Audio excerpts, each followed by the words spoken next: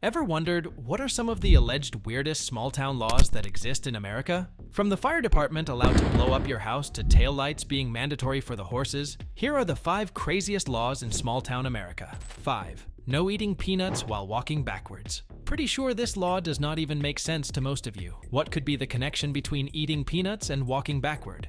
Well, the city of Greene in New York State allegedly had this law at some point in the past. Although there's little to no evidence that could provide any context to this law, some speculations say that a man once choked on peanuts while moonwalking at a Michael Jackson concert. Pretty weird to make a law out of an incident, no? 4. Horses must have taillights. If you are planning to visit Texarkana, Texas anytime soon, a friendly piece of advice would be to never ride a horse that does not have taillights. You heard it right. In Texarkana, there's a law that states that horses must have functional taillights, or the rider could get a traffic citation.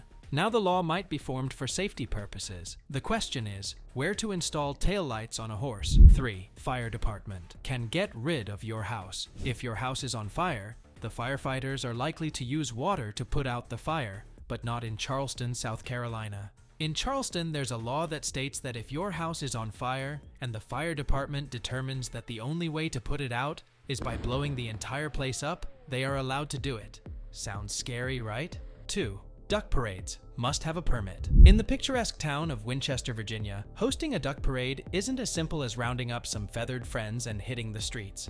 According to a local law, any parade involving ducks requires a permit. Whether it's for safety reasons or to ensure the ducks' well-being, one thing's for sure, hanging out with ducks of Winchester is quite high maintenance. 1. No drunk elephants on the streets. And this one might just be the weirdest law of all.